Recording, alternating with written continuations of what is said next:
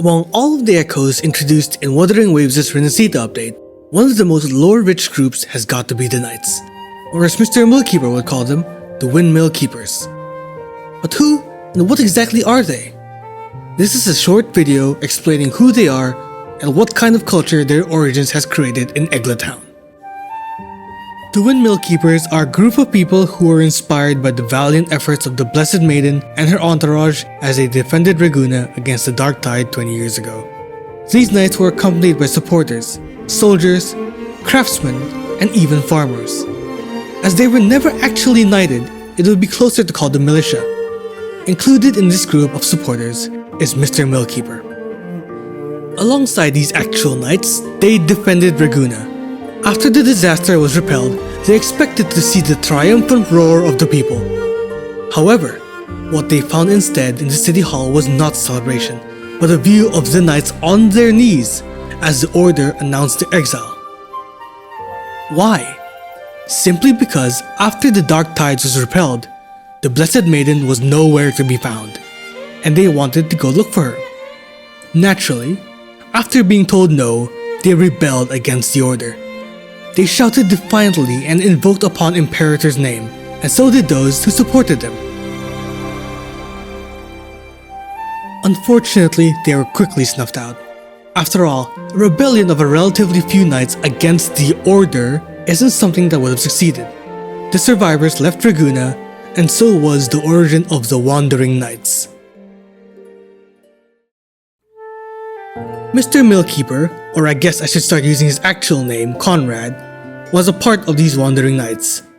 This group was made up of outcasts, distressed persons, and just people who were drawn in by the stories and legends of these real knights. Initially, Conrad realized that moving forward as these pretend knights would be dangerous. This isn't as simple of a thing he could do as he thought. However, one fellow knight would remind him of his oath. In the name of Korlachi, I hold fast to humility and justice. Across the rivers of time, wherever my path may lead, I vow to uphold justice and fairness for all. During their tenure, they would don shabby armor, ride old horses, and pretend to be the knights that they used to fight alongside with, journeying across the far, far edges of Whisperwind Haven, despite the mockery that they received.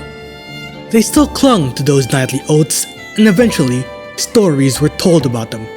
And those stories, with each retelling, would portray them as more and more valiant than the last.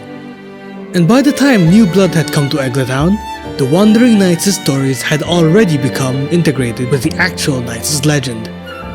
The TD known as the Mad Knight, or formerly known as the Questless Knight in the databank, started appearing around the same time as the Windmill Keepers. His actions all remind Conrad of the Wandering Knight that he once sought alongside with. His actions, his words, and his habits are all made up of what was once his ally. His true identity? He was simply just a farmer.